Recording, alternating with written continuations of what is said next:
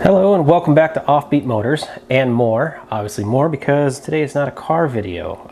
Outside of cars there are a few other things that I like. Cameras, photography, that type of stuff, and also making some beer, which is what we're going to do today. This is going to be a two-part video. I'm going to show you the process of brewing the beer. Then we have to let it sit for a couple of weeks, and then we can bottle the beer. And then it's a couple weeks before you can drink it. So the bottling portion, all that's going to be in a separate video. Today's video is just basically going over what you need if it's something you want to do. It's very simple. It's very easy. It can get extremely complex, don't get me wrong, and I am a complete novice when it comes to this. But let's go over everything that we have and what we're going to do today.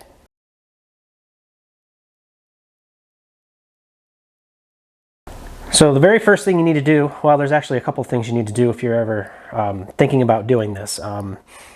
You have to sit down and look at everything and decide what products you're going to buy. And by products, I mean the tools that you're going to use. You can get carboids and stuff like that. I don't use those. I just use something extremely basic, and this stuff is actually relatively inexpensive. I don't care what brand it is or anything like that. As long as everything works, everything works. This just happens to be where this kit came from. The bulk portion of the kit, of the stuff that I use, was given to me by my wife a few years ago as a birthday present. Because it's something I had mentioned I'd always wanted to try. And like I said, I'm a novice at this. I don't know all the ins and outs. It can get very complicated when you start talking about coming up with your own recipes, following your own formulas and stuff like that. I don't do that type of stuff. This is the fourth batch I've ever made, and I've been doing it for, oh man, since 2017, something like that. So yeah, it's not something I do very often, but I do enjoy the process of doing it more than anything. It is a little more expensive than going out to your local grocery store or whatnot, or corner store to buy some beer.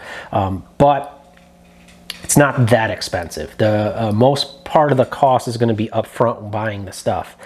If you buy these kits like I have right here, I got this one off of Amazon, but there's also companies, even here in Dallas anyways, where you can go and pick up ingredients. They sell the kits, those definitely go see those. That's where I normally get it. I just didn't feel like driving down to Dallas this time, so I got one off of the internet. But those guys are awesome. They will talk to you and to help you through anything. They're very knowledgeable, and they will give you suggestions that will help you along the way. So definitely go visit your local brew shop or whatever that sells the stuff. You can look them up. This kit right here, any flavor you want. There's all different kinds of flavors and whatnot. If you like an ale, if you like a stout, all that stuff. I like the lighter ones, and some amber colored, some reds and stuff like that. But generally I stick around to the ales. So what I have here today is it's an American Light, I think it's called. Yeah. It's American Light, so it's a light beer. The one I did before this was a cream ale. That one was really delicious. I've done a red amber ale. That was really good too. And forewarning, you can screw this up even though you get a kit. I did. Yeah, so that was a mistake on my part. Now this box right here, they vary in price depending upon the types of ingredients that come in them, obviously, for what it is that you're going to make. This is a very basic kit, so it's relatively inexpensive actually. I think I paid like $30 to $35 for it, but we'll get to all that stuff in a minute. So I want to go over what we're going to need in order to brew beer. I got a couple of pots here, and each one of these pots has a different task in the whole process. We don't use all these pots today. This is our cooking pot, and I'm just going to cook it on my stove. You can also get the propane powered ones that you do outside and whatnot, that you set them on and brew. A lot of people use those, but I don't have a need for that. I just use it on my stove and it works perfectly fine for me. It takes a little longer because it doesn't heat up as fast, but I've never had a problem with it. So it just take your time and whatnot. So we're gonna have a brew pot for the stove. This one has a lid. Sometimes you use the lid, sometimes you don't. This pot right here, this is a 5-gallon pail, and this is what we're going to be putting the it's called the wort, the beer, whatever it is, for its fermentation process for 2 weeks once we brew it. So we're going to be needing this. And when you put the beer in here, before you put it away in a nice cool, controlled type of temperature place, I use a closet, you have to seal it, but you have to seal it in a way that still allows some of the pockets of gas to come out, or otherwise it could go boom. So this is an airlock. You fill it up with some water to the level, and then you put, and it allows the gases to come up, but it doesn't allow air to go back in, because you don't want air to go in, because it'll ruin it. So so we're going to be putting the beer into this after we get done cooking it, and the whole process is going to take, you know, an hour and a half or so. I got ahead of myself. I've already sanitized everything, but I'll go to that in a second. Now this one here we're not going to use. This one, if you see right here, it's got a spout on it. This is the transfer bucket, and once we're done with this in a couple of weeks, we then take the beer that has been fermenting in here and we'll transfer it in here. And the only purpose of this is then you put it up high. I usually put it on a couple of things on the counter, and then you have this spout right here that you can turn on and off. To that spout, connect this hose kit with this, and this allows you to go and stick it down into the beer bottles. And when it's not touching anything, there's a little piece right here. When it's not touching, it won't flow. It might leak a little bit, but not bad. And as soon as you touch the bottom of the beer bottle, it'll flow, and then as soon as you get it full, you just pull it out and it stops. Again, this is something we will not be using today, so we can go ahead and put that away. So once you get all that done, you also, this is going to be to transfer it. You'll use that hose as well. It's a simple siphon. Its only purpose is to pull the beer from one to the other, and it's real simple and easy to do. You just set this down, pull it up and back down, and then you'll just see it start coming out, and the beer will start flowing. You just want to be careful, because you're going to get a lot of sediment in the bottom of this, but we'll go over all that in the second video when we get to that part. Cleaning brush. Gonna need a spoon. This came with the kit. You're gonna need a bottle capper if you're using ones that use regular style brown beer bottles that use bottle caps, like I will be using. You can also get bottles that have a cap that you put on, and then you push the little metal lever thing and it seals it, and then it's constantly reusable, so you don't need bottle caps. But I like using the bottle caps. Kind of like using this too. It's kind of fun. So, but that's going to be something in the second video as well, because we don't need that right now, and we will get to that in just a minute. For today's process, you need to sanitize. Sanitization when brewing beer is the #1 thing to make sure you do, and you do it well, and do it a couple of times. I've already sanitized my entire kitchen and everything you see on here, even the stuff I'm not using because I had it out, with this, and I did it twice. I cleaned the kitchen, I sanitized it, then I sanitized again, and I did the same thing with all the products, or all the tools that we're going to be using, and the tools that we have out here that we're not going to be using, just because I had it out here. So if you don't sanitize, you can get some unwanted bacteria in there, and it's going to adversely affect the quality of the beer, and it could ruin it. So we don't want to do that. We don't take the chance with it. So get yourself a good sanitizer, and this a little bit goes a long way with this, and this is a food grade sanitizer too, so it's not harmful to you. So, which of course is the #1 thing. So, but now let's go ahead and talk about the ingredients that we're going to be needing for the beer that we're going to make today. Okay, so like I said, I like to use the kits because it comes with everything. It tells you exactly what you need to do. You have your instructions. It tells you everything's all pre-measured for you, so you don't have to worry about doing that.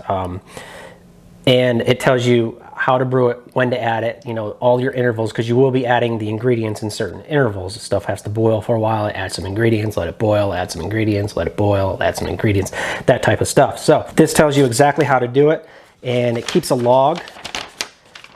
Right here it tells you, you can put down your time so that you know when you started that particular step, and then you know how long you have to go to what times to go to the next step. And you can log your bottling day and stuff, but that's all for the second video. So what we have in the kit, and all kits are not going to come with these same ingredients. It's going to be based upon the type of beer that you're going to be brewing or what you choose. So this particular kit, if you're going to go with the American Light, we're going to be adding, this is extra light, right? Yeah, extra light. This is your liquid malt. We have 2 things of hops, which will be added at different times. We don't add them both at the same time. So that's just with this kit. Your kit may be different. We have the dry malt extract. We have the rice syrup solids and the corn sugar. And it also comes with your yeast and your priming sugar for bottling day. This is what we're not going to use today from this kit.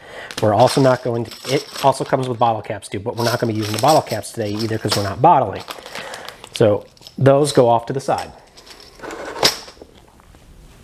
You also need water. The water you want to use is up to you. If you have good tap water, by all means use it. But if you want a good tasting, crisp type of beer, the better the water you use to brew with, the better your beer is going to be. Garbage in, garbage out type of situation. So I like to use some filtered water, purified filtered water I just get it from the store. This came from Kroger. I buy 6 gallons total, and we're going to be making, it's about 5 gallons. We're going to be brewing about 2.5 gallons in the cooker pot, and then we'll be adding more afterwards. So we'll go over all those steps. So this is basically all you need for today, and along with the cooking pot, the spoon. I already read the instructions. I don't need that. And then we're going to need this. So next step is to start putting water into the bucket, get it on the stove, and we can get brewing.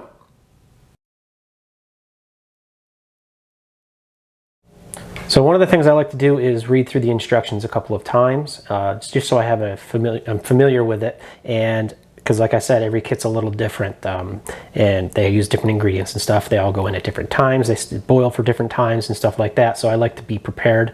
And what I found helps me is laying the ingredients out in the order of which they're going to be used. So obviously, if starting from here to here, start, finish, and everything in between. Whatever step it is the order of which they are. Like, see, there's 3 different products right here. It's because all 3 of these get added at the same time. The other thing I like to do is while I'm doing the brewing is I will, even though I've cleaned this a couple of times, I've sanitized it and everything else, I will fill this up with water and sanitizer and let that sit the entire time. I also have over here on the sink filled with water and sanitizer, and I'll leave that the entire time too, because I can just reach in, grab what I need. This is a no rinse sanitizing solution, so you can go straight from the solution to whatever it is, and it's completely safe. You're not going to get sick or anything like that. It's how it's designed. It's food grade safe. So first thing we need to do is we're going to add 2.5 gallons of water, which I have right here, to the pot, and then we're going to put the pot on the stove.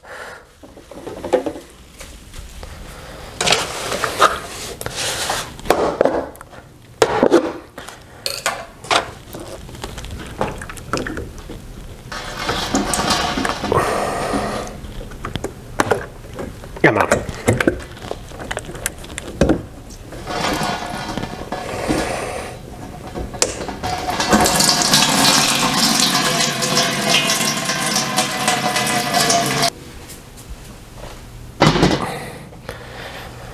Okay, so all right, so now that we have it on the stove, we got the stove on high to heat this up as fast as possible. We just want to bring it up to a rolling boil, and once we get there, then we're going to add in our liquid malt extract.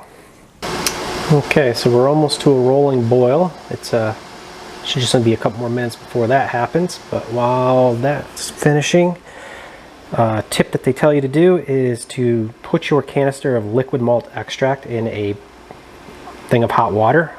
The suds is this, so it's not going to harm it. Most of the ones that I've ever gotten that had liquid malt extract come in a plastic bottle with a twist off cap and then a seal that you break. This one is the first time I've ever gotten one with a can, and over here is my can opener. Probably if you have one of just the pop ones, which I don't know where mine is, that would work perfectly fine. But I'm going to use this one. So that's in there being sanitized, and it will stay there until we're ready. Let's check. Not quite. It's starting to bubble. You can see it. So almost there. Okay, so the water is now to a rolling boil, and we can start adding the liquid malt extracts. I'm going to pull it out of the warm water. I'm going to open up the can. Make sure you have your spoon ready because we're going to start mixing this.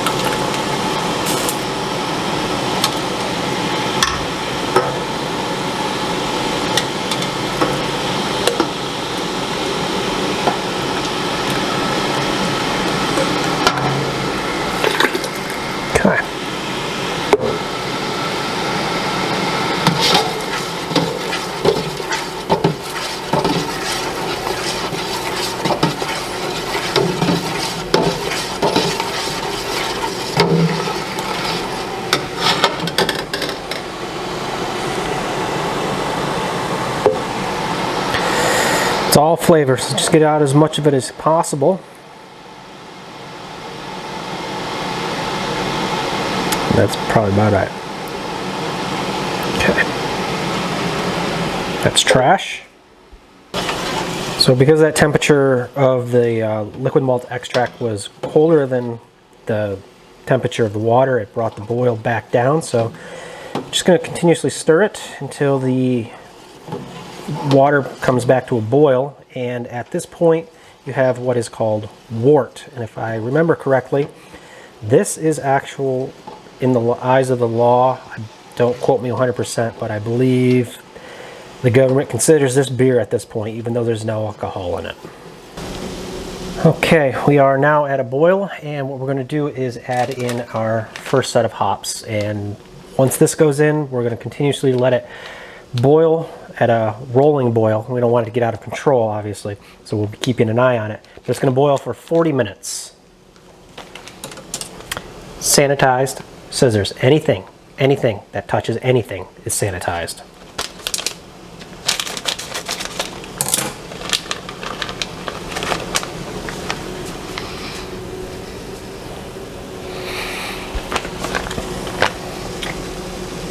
Kick that down a little bit.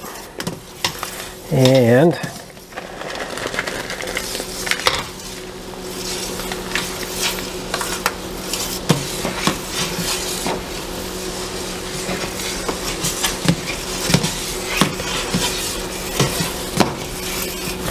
okay, now we're going to set our timer.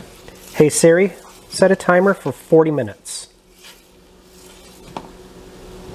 40 minutes, starting now. It's boiling pretty vigorously, so I've turned the heat back down to a little over medium, and that seemed to have calmed it down quite a bit, so we don't have to worry about it boiling over. Back in, what, 49 minutes? Okay, so it's been 40 minutes. This has continued to boil for that time, and about every 5 minutes or so I came back and just gave it a stir, just to make sure everything was all stirred up and it wasn't just sitting on the bottom, and because you don't want it to burn or anything like that. So now the next step, what we're going to do is we're going to add 3 ingredients. The first thing we're going to add is the dry malt, the rice syrup, solids, and the corn sugar. Sanitized scissors. They were in the sanitizing solution the whole time.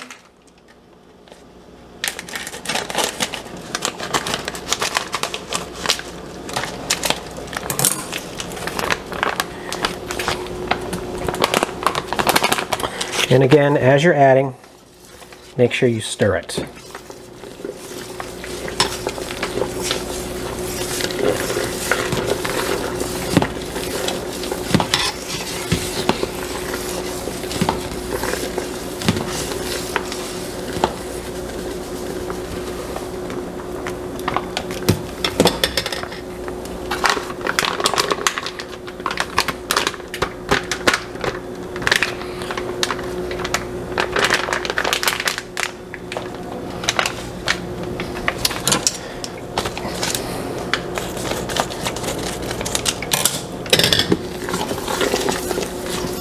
This is the rice syrup solids.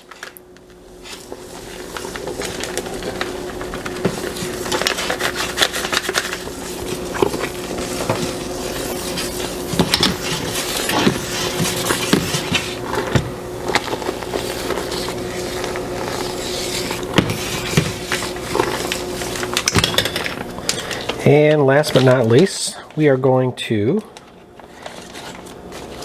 add the corn sugar. And of course, I cut this one just above the seal line. Try that again. There we go.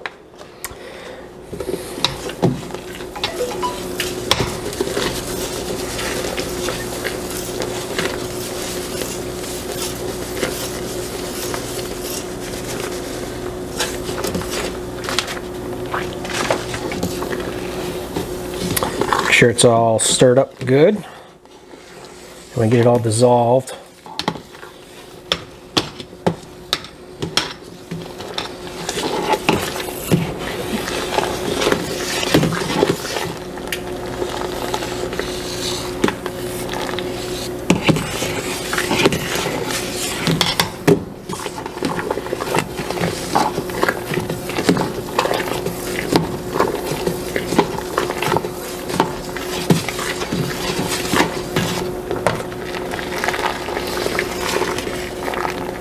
Okay, that's looking pretty good. Now we just got to let this come back to a boil. And once it goes to a boil, we'll have 20 minutes.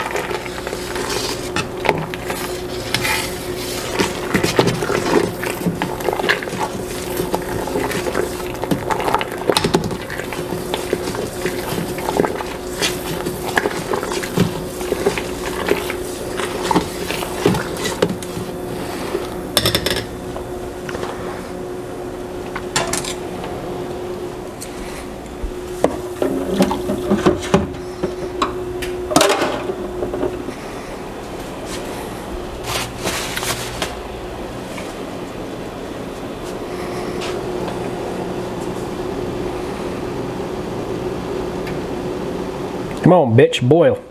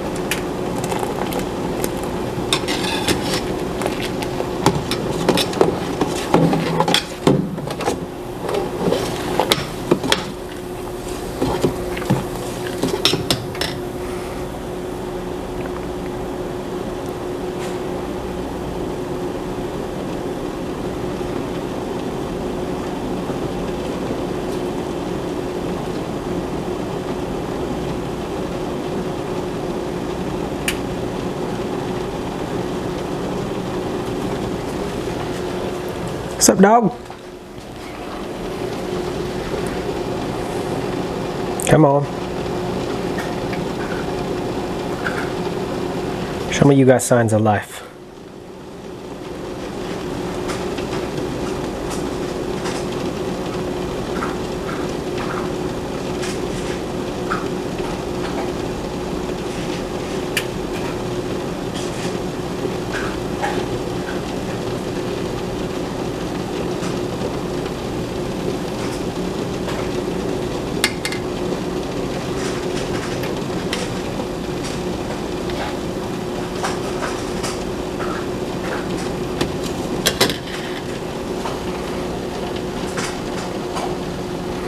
Okay, so it is starting to boil. So now it's got to go for 20 minutes. Hey Siri, set a timer for 20 minutes. 20 minutes. Counting down. Booyah. And again, every 5 minutes or so, come in and stir it up a little bit.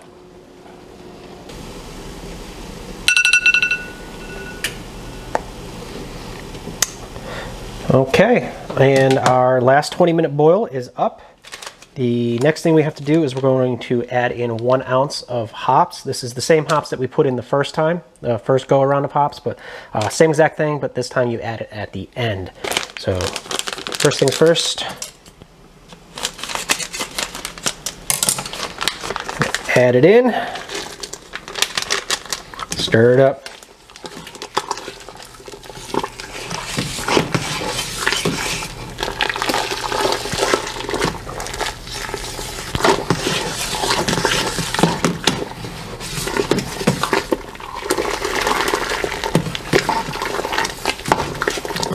Okay, now that we got it all stirred in, we now are going to turn off the heat. I'm going to remove this from the heat.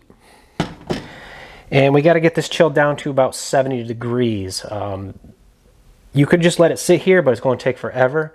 So let me show you how I cool it down in a faster way, fashion, or whatever. But yeah, I don't want it just sit here forever, so let me show you.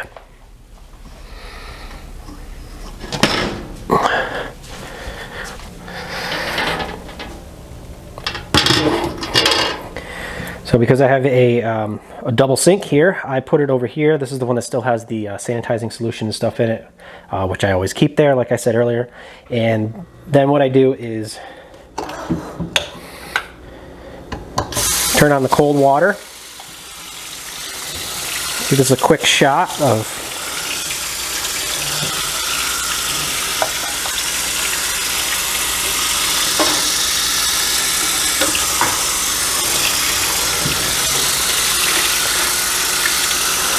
Now, because I live in Texas, we don't have the coldest of water. So the other thing I like to do,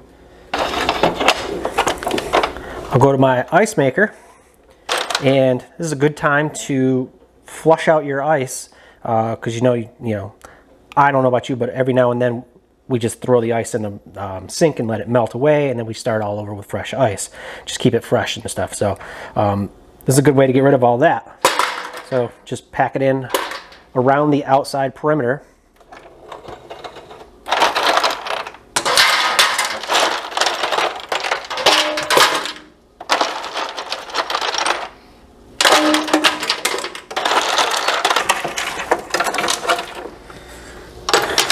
Okay, and once you get your ice packed all around it, just keep stirring it, because you want to get the part that's chilled off, which is going to be on the edges, mixed in with the center. Now this ice is going to melt pretty quick, obviously, but this is just a lot quicker than just letting it sit. And you'll be surprised on how quickly this will actually chill out. Now I have a thermometer right here. Let me pull that out of my sanitizing solution. Let's turn it on. And right now,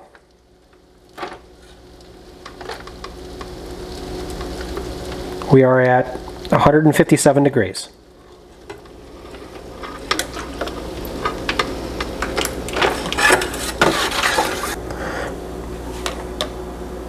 We're at 93 degrees. Now I would use the water to get it down further, but temperature coming out of this is almost 80 degrees, and it's on the coldest setting that I can put it on.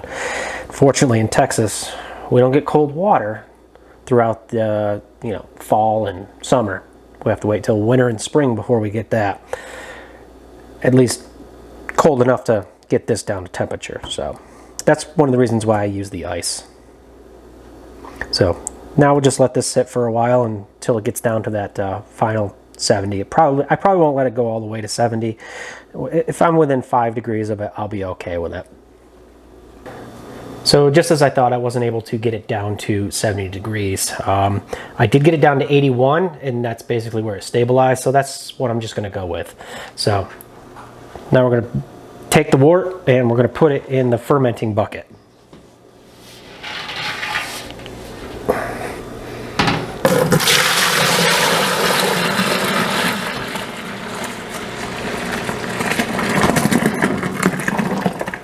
Get all that goodness in there. Wow, that was loud. Okay. Now that we have the wort in our fermenting bucket, if you look on the side of your bucket, or if you have a cardboard, which is the glass ones and stuff, you can, I think I have marks also. We want to get up to 5 gallons. Currently, we are down here. So we need to be here.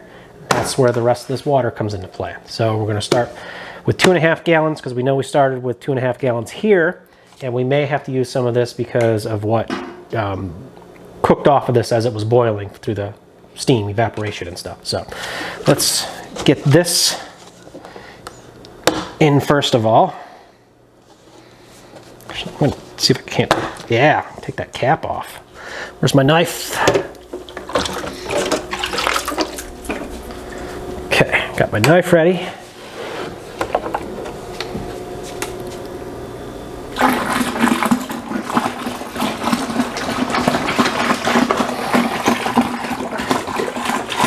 Easy there, killer. Woo.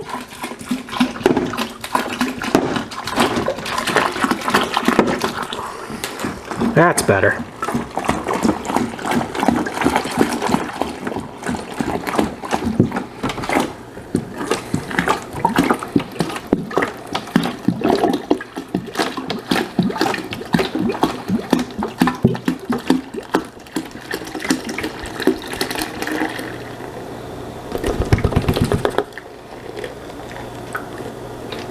Yeah, get it all in there.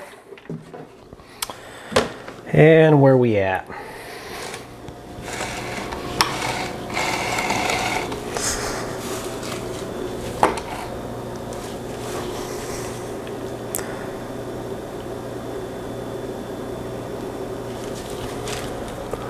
Yeah, it's just a little bit under. So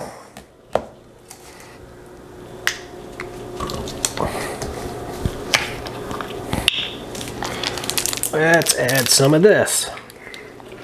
It's not going to take a lot.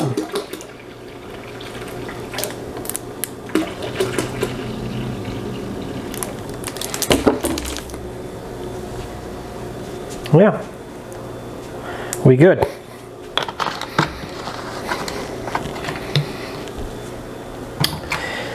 Now, before we put this away, we have to add our yeast, so it'll ferment.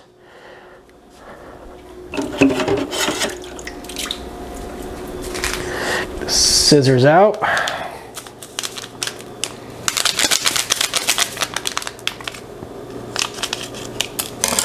And we're going to sprinkle it in.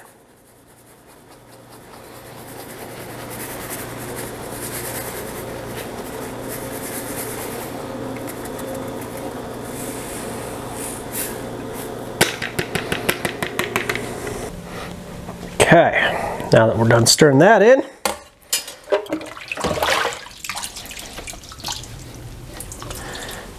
sanitize top.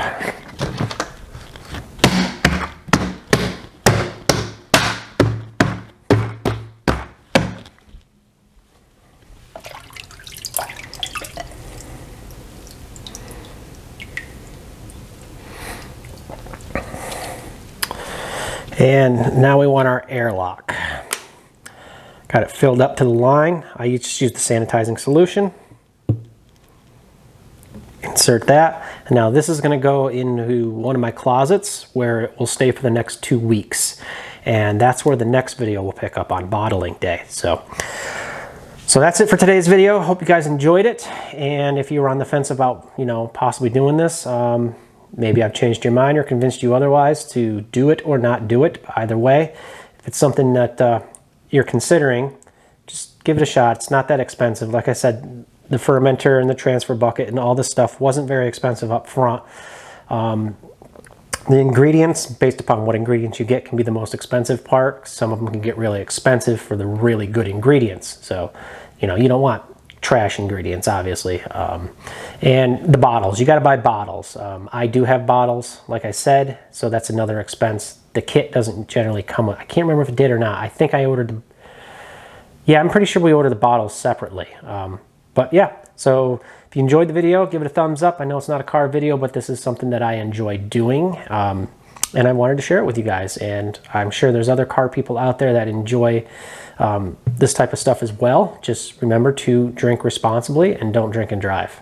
I'll catch you guys in the next video.